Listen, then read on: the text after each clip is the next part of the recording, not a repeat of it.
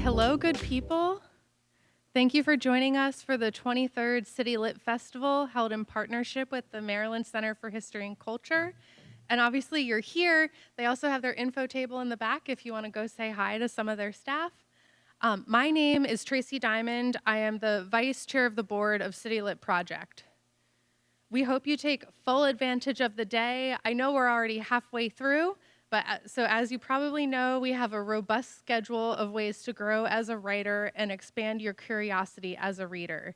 So be sure to check out the program, visit some more of the sessions that will be going until 6 o'clock, where we end with the poetry finale, and of course, visit our literary marketplace throughout the museum. There's also a bingo for if you visit different literary marketplace vendors, match them up to the different bingo squares. When you fill that out, you will be entered into a raffle for a stack of CityLit presenter books and a museum membership. So that's pretty exciting. Yeah, I see all your faces. I'd also, before we start, want to acknowledge just the CityLit staff, board members, leadership council, gladiators, and volunteers as being part of making this happen. And today we also, of course, want to thank the Maryland Center for History and Culture and our new festival partner, Fulton Bank, this year's corporate sponsor.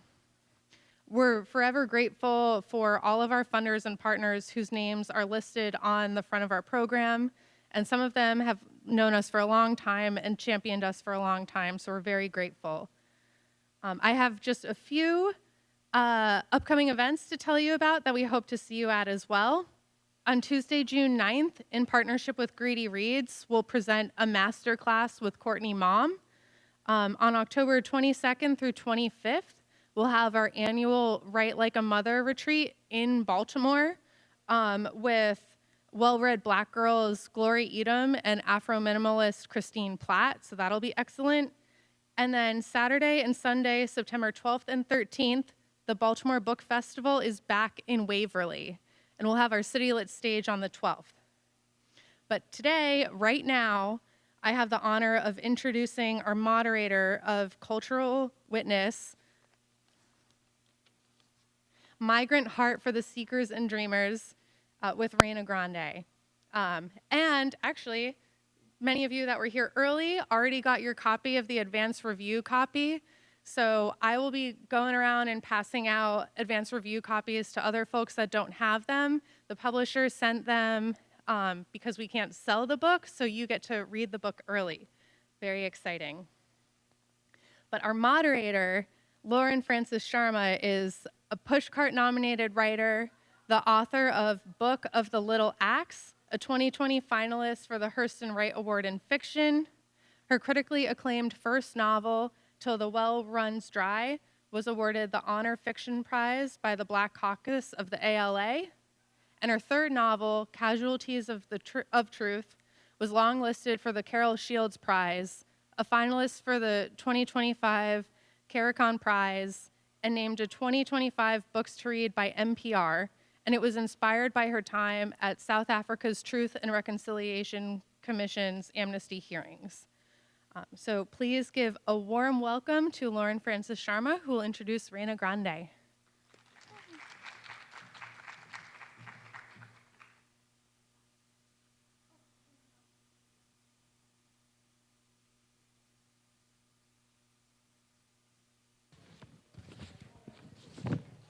Dramatic pause. Well, a hugely dramatic pause because I actually realized that I didn't bring my bio of Reyna. No, well, yeah, but I wanted the other bio, but that's okay. We'll do this. Sorry, Reyna. So Reyna Grande is an award-winning author, motivational speaker, and writing teacher. As a young girl, she crossed the US-Mexico border to join her family in Los Angeles, a harrowing journey chronicled in The Distance Between Us, a National Book Critics Circle Award finalist. Her other books include the novels A Ballad of Love and Glory, Across 100 Mountains, and Dancing with Butterflies, the memoirs The Dancing Between Us, Young Readers Edition, and A Dream Called Home, and the anthology Somewhere We Are Human, Authentic Voices on Migration, Survival, and New Beginnings. She lives in Woodland, California with her husband and 2 children. Welcome, Reyna. Thank you so much, Lauren. Thank you, everybody, for being here today. It's such a pleasure to be part of the CityLit Festival. And it's just wonderful to be back here in Maryland as well.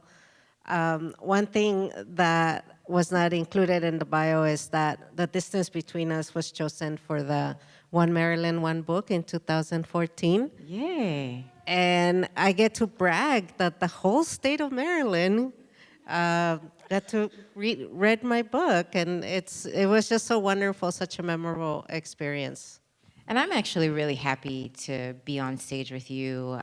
You and I kind of have run into each other over the years, and I've read all of your books. So to get to read Migrant Heart early just felt really special. And it felt like, you know, kind of coming back again to many of the stories. I don't, you know, not that you need to read everything you've written beforehand, but it was really, really helpful to kind of know your journey and also to see these essays.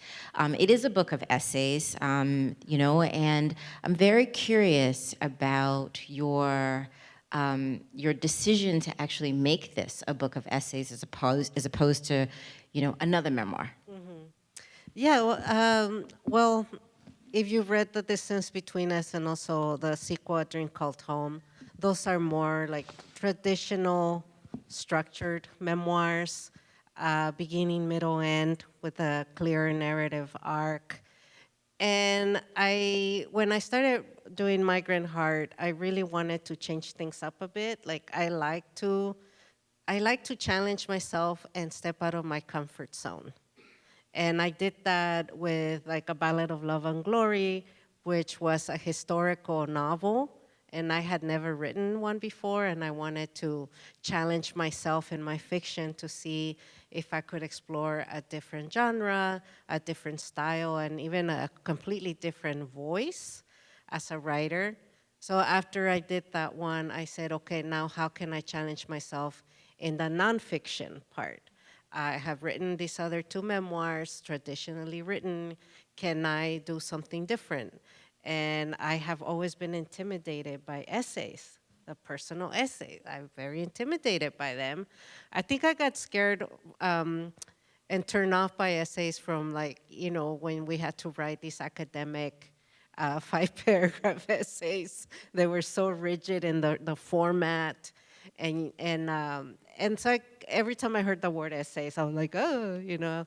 But then through the years, I started being asked to contribute an essay to an anthology. And so eventually I had about maybe 5, 6 essays that I had written for different anthologies. And I started to get a little bit more comfortable with the form. But I still feel like, okay, I really want to learn how to write essays, how to write personal essays. And then I fell in love with like lyric essays, braided essays, and I started to see how people experimented with the form, that it didn't have to be so rigid in its structure. So that's how it happened. I started to then want to write this memoir, but write it differently by writing it in essays. And then I decided I'm gonna play with it. I'm gonna have fun with it. And so you'll see some of the essays are a little bit more traditionally structured, and then there's some essays where I started to experiment. Last year I was taking a playwriting class because I have this fantasy of writing a play.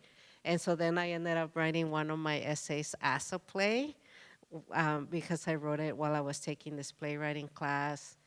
And then I started to experiment with like doing braided essays, or there's one essay written as a dictionary.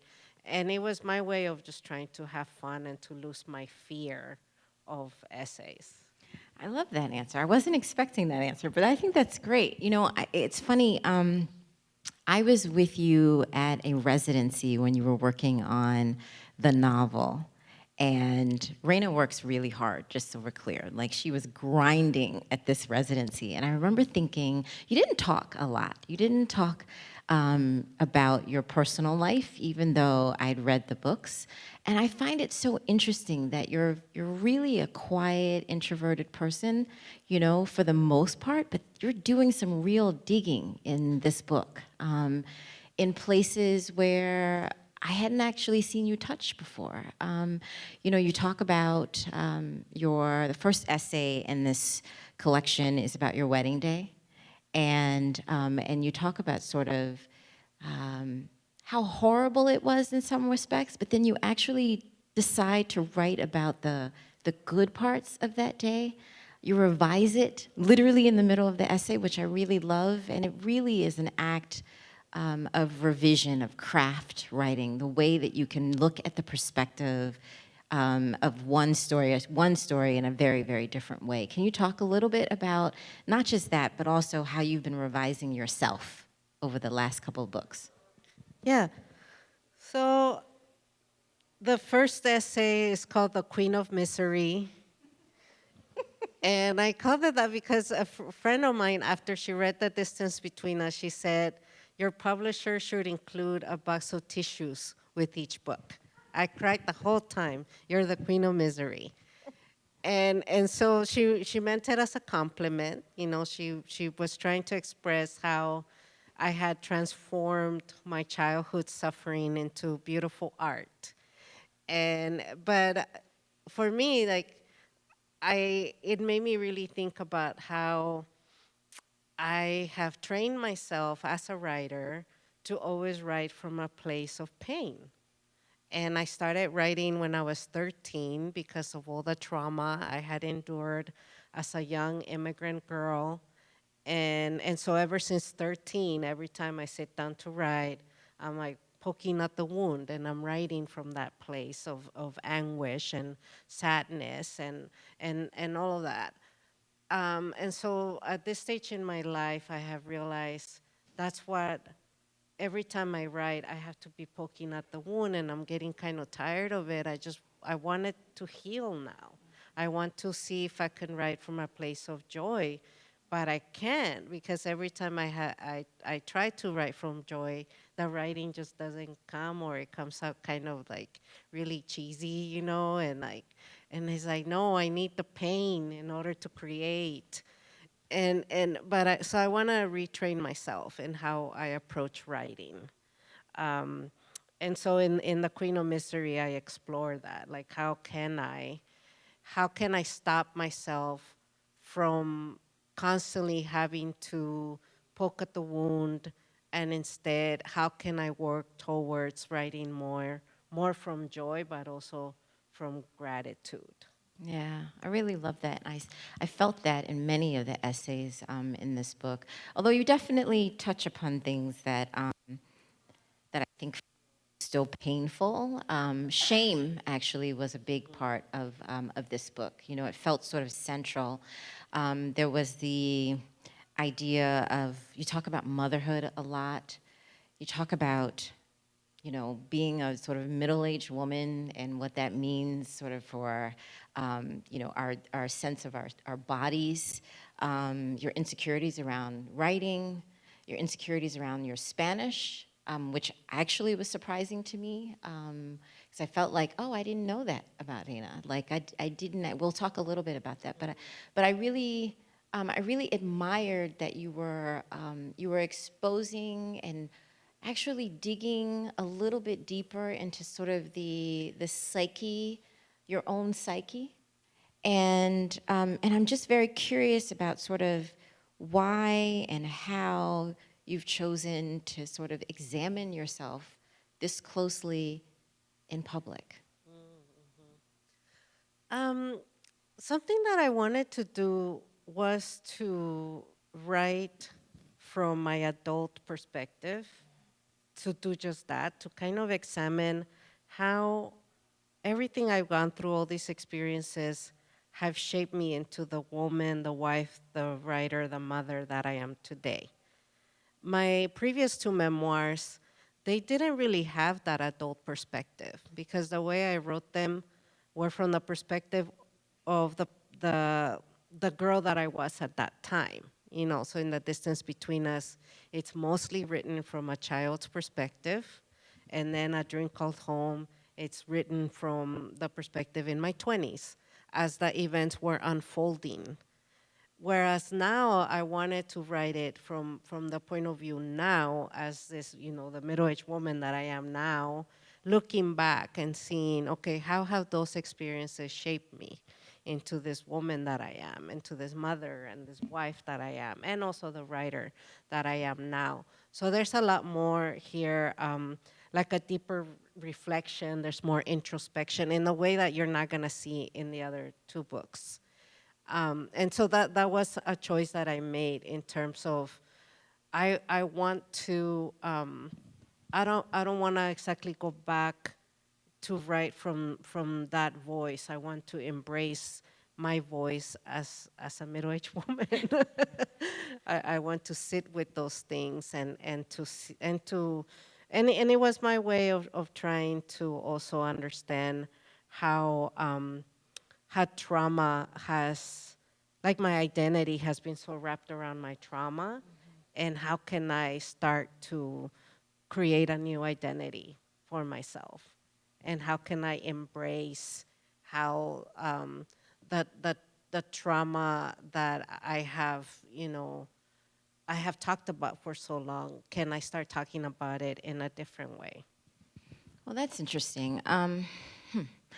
We're living in a really interesting time in this country right now. And you're now an adult who's been living in the United States since you were 13. Well, nine. 9 years old.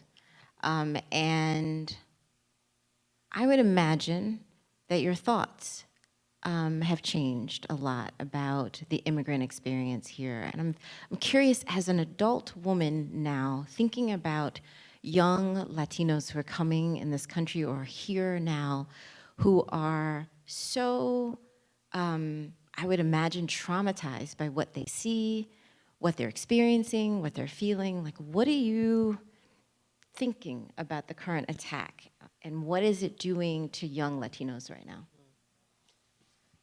Yeah, I mean, it really, to me, it makes me so sad to see how things have changed for the worse. Because when I arrived in the mid 1980s, things were different. I mean, first there was no wall, right? When I crossed the border, there was no wall. Soon after I arrived, Ronald Reagan passed the Amnesty bill in 1986 that allowed 3 million people to legalize their status, including my own father and mother. That's how they were able to gain their legal status. And then, you know, my siblings and I got our green cards, and I was 15 when we got our green cards. And after that, we didn't have to live in fear anymore. And I took my green card and I ran with it. I was able to, you know, be the first in my family to go to university, and I was able to pursue this dream of becoming a professional writer. There were so many opportunities that came about because we got the chance to legalize our status. But then after that, you know, we started to see all these things happening with Bill Clinton was the first one to start building that wall. And then with 9/11, 9/11 impacted the immigrant community so bad. I mean, so many things happened because of 9/11. Like immigrants paid the price for what happened. And then after that, we just started to see more and more like anti-immigrant sentiments and things changing, and the border wall just being extended even further and further. And every single president that has come about has added more to the wall. And now we're at a point right now where, you know, we saw what's been happening with ICE and detention of immigrants and mass deportations, all these things. So that is something that I think so much about. It's like how everything has just gotten worse and worse and worse and worse. And I think so much about the children. There's an essay in here where I write about, I produced a documentary film about humanitarians at the border. And while we were there filming, we got pulled over by Border Patrol and we got racially profiled and we got detained for a little bit. And that was just so traumatic. But it also made me think about all the migrants and what they go through, and especially children. I have this very special connection with child immigrants, and every time I hear about these horrible things happening to children, that first thought in my head is that could have been me. And so I suffer a lot from survivor's guilt, but I also but I also take that as a motivation to to work really hard to advocate for the immigrant community, because I know that I had the good fortune of surviving my border crossing, of making it here alive, of not just surviving but thriving. And so I feel this big responsibility to now advocate for other immigrants as well. Thank you. I'm going to stay on this a little bit because there were two essays in here where I found myself crying. The first was when I read the contribution from your daughter. It's quite beautiful. She's a budding writer, and I can't wait to see kind of where she ends up. It's going to be really exciting. And then the second is when you met a young man in the airport who not only showed you how much your work matters, but also made it clear how much has changed about these immigration policies. I'm a child of immigrants as well, and I've seen my mother put in applications for family members over the course of 30, 40 years, and how 30, 40 years ago it would take 6 or 7 years, and how 10 years ago it was a 14-year process.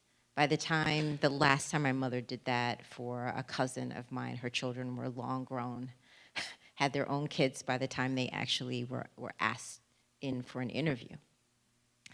What I realized during, this most recent sort of crackdown is that people really don't understand the difficulties of coming here and how hard it is even to do it legally. And I just wanted to give us just a few minutes, for you to sort of talk about the differences, obviously, but also the difficulties of it and how different it is from how it used to be, if you can. I mean, I don't really know the whole process of how to come here legally, and all I know is that the people who are most desperate to come don't qualify to come. Poor people, people that are subjected to violence. Even like there's an essay in there where I write about my hometown where the 43 students were disappeared. They were disappeared in my hometown. And there's so much like a cartel violence because of the war on drugs, but my cousins don't qualify to come here, even though they're experiencing all that cartel violence and chaos and instability. So I feel that, but one of the things that I feel is important to talk about is what is the role of the United States in creating this migration crisis, right? Because it always tries to disassociate itself from that crisis and doesn't acknowledge that, the things that the United States does in terms of destabilizing governments or economies in other countries, or the way they exploit other countries, or look what just happened to Venezuela, look what's happening in Iran. I mean, those are things that create migration, that force people to have to leave their homes. And that's something that we really need to talk more about. It's about why are people coming, and what did we do as a country to force them to come. And so then what's our responsibility towards those immigrants, those refugees, asylum seekers? So that is something like I feel like, oh, that we need to start having those conversations. I love you. And I've always loved your work because what you are is unafraid. Like, I feel like every time I read one of your stories, every time I read one of your memoirs, there is a frankness and an unwillingness to be quiet. You know, you talked about the state where you're from. I stopped because I didn't realize this, but you wrote about the second president of Mexico, which is Vicente Guerrero, right? Am I saying that right? Vicente. Vicente. And he's a black indigenous man who abolished slavery, and the state where you're from is named after him.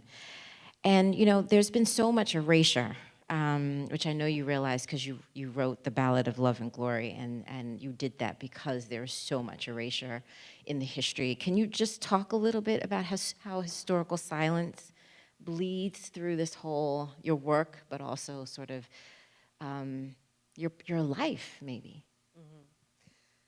Yeah, with the Ballad of Love and Glory, which is my historical novel that came out 4 years ago, I wanted to write that book because when it comes to U.S. history, you know, yeah, like you say, there's so much erasure. A lot is left out, and it really harms communities when we don't know the history, when we don't learn the history. So for me, my goal was, how can I teach myself this history that has greatly impacted my Mexican American community? And so in that novel, I wrote about the US invasion of Mexico in the 1840s that led to the creation of the US-Mexico border as we know it today, and it led to the United States stealing half of Mexico's territory. And that is a conversation that we don't often have, and that is a historical time period that is left out of US textbooks. And so people grow up not really understanding how the Mexican American community is one of the oldest communities in this country. And every time they look at us, they think that we're all outsiders, that we're all border crossers. And so for me, writing that novel was my way of raising more consciousness, you know, and for people to see that we Mexicans were not the invaders, no matter, like that's the narrative right now. That's the story, that we were that we are the invaders. And every time people talk about anti-immigrant, people talk about, you know, what's happening at the border is like, oh, the border invasion, the Mexicans are invading us. And so in my book, it's like, no, we were not the invaders. It was the United States that invaded Mexico and that took half of Mexico's territory. And so there's so many in the Mexican American community who did not cross the border, but the border crossed them, right? So that's something that it was what I wanted to do with history, but even in my own writing about my experiences, I always want to learn more about, you know, immigration because it gives me more context. It gives my immigrant story more context, like the historical context, political context, social context, and understanding how this border that I crossed as a child, how it was created and why. It has definitely empowered me, you know. I mean, growing up in California, when I got there at 9 years old, I bought into that lie that I was the outsider, that I didn't belong there, that speaking Spanish was the wrong language. And so I started to internalize like the feeling that there was something so wrong with me and that I was the foreigner. And then I come and I realize, wait a minute, California used to be Mexico. Like Spanish was spoken there before English. Why are you telling me that my Spanish is wrong or that, that me being Mexican is wrong? And so I'm constantly just trying to find ways to empower myself and to push against those lies that I am told. Okay, great. Wow, did I run out of time already? Okay, great. So, you know what? I'm going to stay with that because I feel like there's something else that you did here in this book of essays that I really admired. And, you talked a lot about your own physical, your body, and accepting the fact that your skin color was darker than perhaps the standards of beauty in Mexico. You talked about your physical features, and you discussed colorism in Mexico long before you actually had to cross the border. That was present, but there is a real sense that you worked on decolonizing your mind. Can you talk a little bit about that process, which you do in the book really beautifully? Yeah, that's something that's so unfortunate in Mexico. There's so much colorism there. I mean, if you watch Mexican soap operas, most of the actors are blonde and, whatever, blue-eyed, and you watch it, it's like, wait, what? This is like, these are Mexicans. And I mean, and that the beauty of the Mexican, people is that there's all different colors, right? But when you watch Mexican television, they tend to be very light skinned and so as a when I got my DNA test, it said I'm 74.5% in Native American. And that is true for many Mexicans. We have a very high indigenous DNA, and yet in Mexico, the our color of a skin like really impacts our social mobility and whatever opportunities um, are accessible to us. And that's also true here, obviously. There's a lot of colorism here. Um, but when I was young, the worst insult you would get within my family and my community is um, you look like an Indian, right? Or you speak like an Indian. And that was the worst insult. And so we definitely try to erase our indigeneity. And we don't speak our native language. Um, and so here in the US, I didn't really identify as mestiza. I didn't even know the word mestiza, and I didn't really celebrate my indigeneity until I got to university and my teacher introduced us to the work of Gloria Ansaldúa, who really values that her indigenous heritage.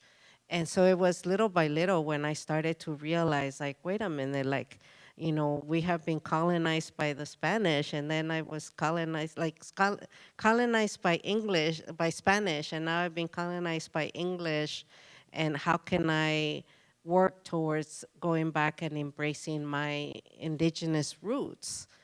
So that's something that I've been working hard on.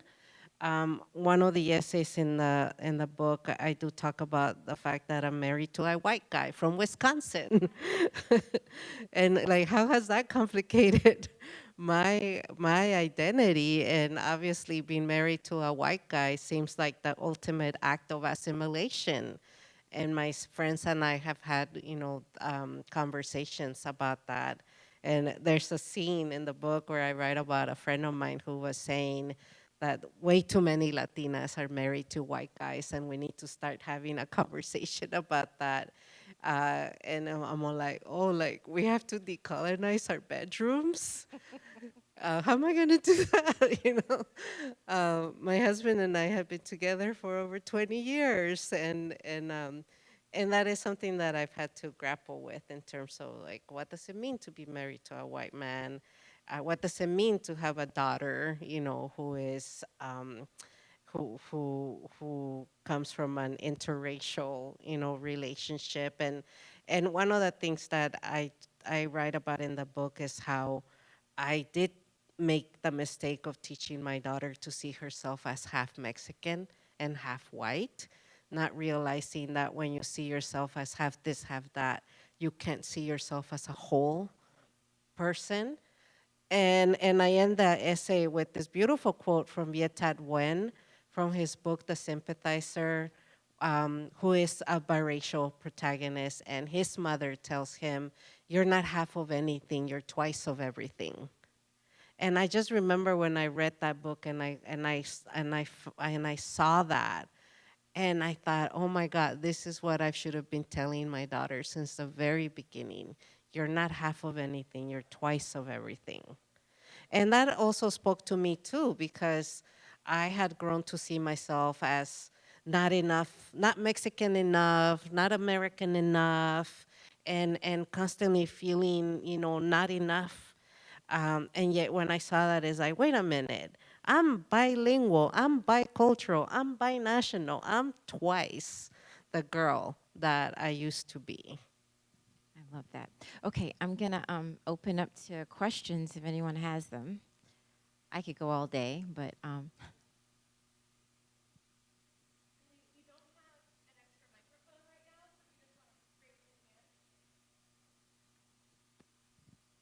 okay. In the back there? Yeah, hi.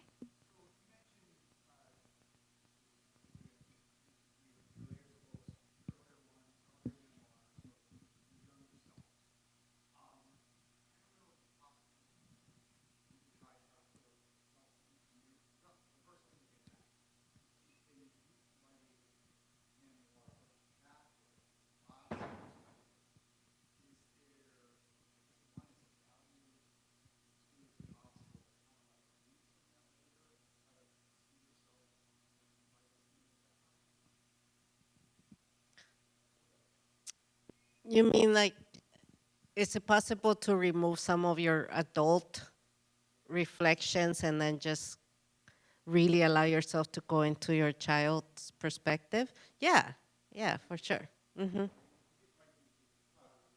Yeah, yeah. When I was writing, for example, The Distance Between Us, at the first draft was me looking back, but then I realized that my adult self was getting in the way. I realized that my adult self had certain biases and prejudices that my younger self did not have. And I was also writing from post trauma versus when if I allowed myself to just write from the age that I was when those experiences happened, there was a different approach to it, a different insight. And it was also very empowering to just let my younger self speak, to give my younger self agency and control over the story, to let her tell the story in her own way. And so then I started to remove the adult voice from the book. I started to just completely tap into my child's voice. And I realized, wait, that is how the story needed to be. Yeah.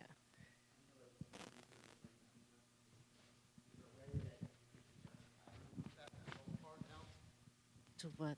It, I know you.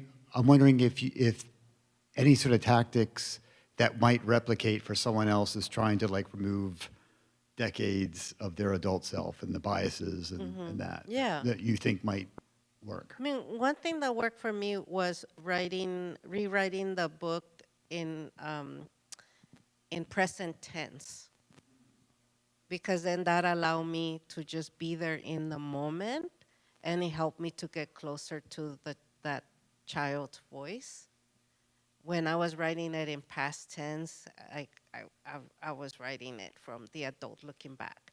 But then when I did it in present, it's like, oh wait, like I'm able to finally tap into that voice that I'm trying to dig deeper into. Yeah, so try that.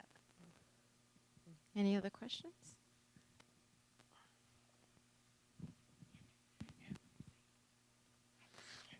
Hi.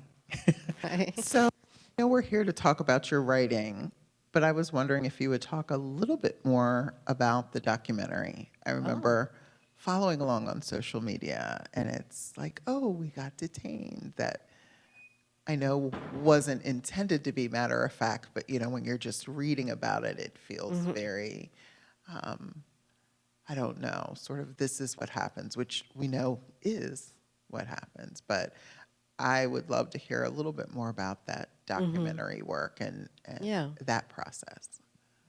Yeah, so the documentary came about because my friend David Damien Figueroa, he had done a documentary short on this 83-year-old woman named Shura, who goes to the border and she provides services for migrants. She brings them food and water and all that.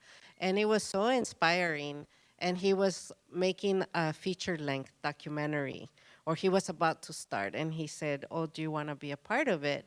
And I went out to the border several times with him, and we were filming. And it was just such an incredible experience to learn more about the humanitarian groups at the border, especially there in the Tucson sector. Most of the humanitarians are older white Americans. They are between the ages of like 60 to 80 something, and they go to the border in crews. Like every day there's a crew that goes out there and they're patrolling, and they're bearing witness, because there's so many things that happen there with the border patrol, with vigilante groups that go out there.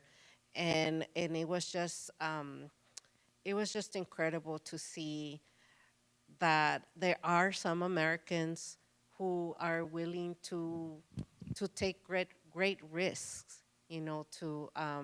to help migrants and refugees and asylum seekers, and to welcome them in a way that they need to be welcomed, and do the right thing. So I was really happy to be part of the process and making this documentary. And of course, like I mentioned earlier, while we were out there at the border, like we were racially profiled because we're this brown, filmmaking crew out there in the border, and we have to prove that we were U.S. citizens, that we were not crossing the border illegally or transporting migrants. So the film is done. It's called Samaritans, and right now, like, we're submitting it to film festivals. It's going to be screened at the International Arizona Film Festival in 2 weeks in Tucson. And so we're really hoping that we can take it around, because it is a very inspiring story. It really is. And I hope that we can get to show it in different parts of the country and make it accessible to everybody who wants to watch it. We have time for one or two more. I'm coming back. While I'm walking, I want to remind everyone that we have a box of Migrant Heart of advance review copies because the book isn't on sale yet. We have copies for you to take. So Carla, who is about to ask the question, will be handing them out after the program. Sorry, 1 second. Reyna, when does the book actually come out? The official publication date is May 12th. Okay, perfect. Thank you. Hi, my name is Carla, and I had the pleasure of talking with you a little bit before this, but my family's also from Guerrero, so reading your memoir was really special, and I got to connect a lot with your story. But I guess just wanting some advice, I guess, from you, like what would you say to a student like myself, like this first generation and also is in school right now, just trying to battle this survivor's guilt that you mentioned of, yes, I know that I'm very privileged to be a student right now and be in school right now, but also having this imposter syndrome as well, saying like, yes, I know I deserve to be here, but do I really believe if I really deserve to be here? So I guess just trying to get some advice from you. Yeah, thank you for that. I mean, I think one thing we have to think about is forms of resistance, which is one of the themes for the festival. And that is like you getting your education is a form of resistance. You know, you pursuing whatever profession you're gonna pursue is a form of resistance. And also not just resistance, but also appreciation and gratitude, right? And honoring the sacrifices that your family has made for you to be where you are and the opportunities that you have. I think it's really important for us to continue to work collectively for the community to make sure that we are taking up space, especially in those spaces where we are being told that we don't belong. Like that is a form of resistance, taking up that space. And trying to also continue to create opportunities for the next generation, right? Those that are coming behind us. We have to keep the doors open them wider, create paths for them. And that is something that I always keep in mind in terms of like where I'm at now with my career. I didn't get here just because of the work that I've done, but the work that the previous generations of writers have done. What they did helped me to get to where I am now. And so now it's my responsibility to make sure that I'm also doing what I need to do to look out for the next generation coming up behind me. And that's really how we can help each other move forward, is by thinking about what we want to do, our dreams, our goals, our aspirations, and then collectively as a community, what are our community's needs and dreams, and what can we do to contribute to that? I think that's a really beautiful note to end. So Lauren and Reyna, I want to thank you so much for being here and bearing witness with us. Please give them a round of applause. Thank you. Thank you so much, everybody. Reyna. Before you all move on to your next session and buying books, I know I said we have Migrant Heart here before its May 12th release date, but we have Reyna's other books and Lauren's books in the bookstore down past the check-in, so please make sure you get copies of those. At the CityLit check-in, we also have evaluations, and we would really appreciate you filling those out because those are extremely helpful for us getting funding, and in these times, we need all of the funding we can get to keep bringing you these kinds of amazing conversations and platforming our incredible writers. And Reyna is also going to be going to the writer's room now through the counting room, the France Merrick Hall, so please join us for that too, for some more intimate conversation about her writing. So another round of applause, please. Thank you so much, everybody. Thank you, Lauren.